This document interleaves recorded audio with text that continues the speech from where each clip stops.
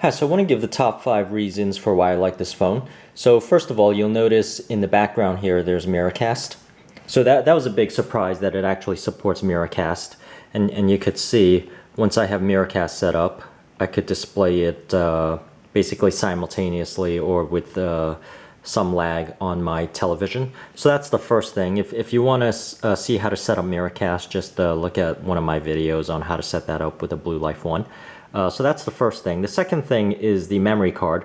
So in some phones, in some of the phones that you see, you'll notice that even if it supports the memory card, you can't actually put apps on it. So some phones you can only put the data on the phone, whereas the app still resides on the 4 GB or 8 GB memory of the phone. Well, in the case of this BLU Life One, the memory card actually does extend the phone.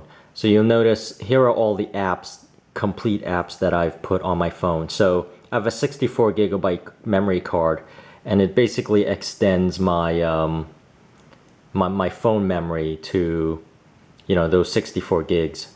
So that is that is one major benefit, because once again, in some of my previous phones, not all of them, the memory card actually only you can only put data on it. You can't put apps on it, which really limits actually extending the memory of the phone and the amount of apps that you could actually put on your phone. So so that's the second thing. And I'm doing all this in the context that this is a $99 phone. But in the way I think about it is, this $99 phone does 90 to 95% of what I would actually be able to do basically on a $700 phone or $600 phone. So why would I spend $700 when I could get a $99 phone that could do 95% of what I want or need? So the second thing is the battery life is very good. So if I go to the battery life, it's very decent. The battery life is a 2420 milliamp. So in comparison, the LG G3 and G4 is a 300 milliamp phone, and the iPhone is only an 1800 milliamp, and the iPhone, that's the iPhone 6, and the iPhone 5 is a 1500 milliamp, whereas the Samsung S5 and S6 is actually a 28 milliamp. So in comparison, the thing about the battery life here is that the Snapdragon 410, the quad core here, is a very CPU, battery saving CPU. So but still, you would have to do a couple of things to tune the battery. So for example, if I go under apps, you would want to make sure that a lot of your notifications are turned off. So make sure to turn off these notifications, you know, on the apps where you don't need it, basically. So and also, one of the major things is when you go into Wi-Fi. So if you have your Wi-Fi here, just make sure to turn off sort of the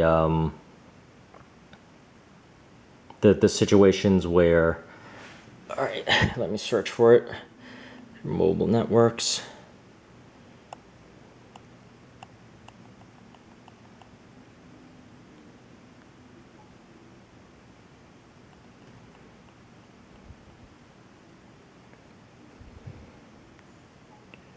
Darn it, where did they put this? Oh, the WLAN.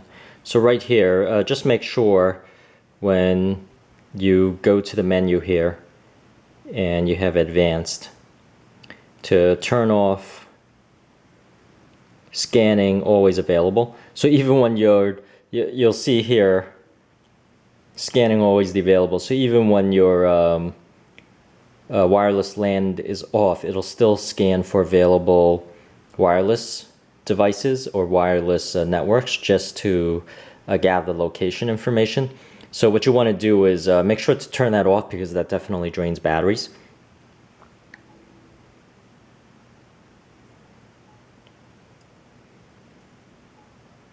And the fourth thing is really the languages. So if I go to the languages here, you'll notice the language that it supports. This is for people that are interested in having Spanish or any of the other languages like French. So these are the languages it supports, and I'm sure you could download other service packs or whatever. So it supports Chinese, looks like it supports Hebrew and Russian and some of the other languages that I don't actually recognize. But I'm scrolling through all of this and hopefully you could see all the languages that it could support. So that's the top 5 things about this phone. In particular, one more thing is that the camera is pretty decent. It's a Sony sensor. So for a $99 phone, that's pretty decent. And I was a little bit surprised by just how well the phone actually takes pictures of the low light situations. A lot better than the other cheaper phones in this range. So, but that really concludes the top 5 things that I have, and thank you for watching.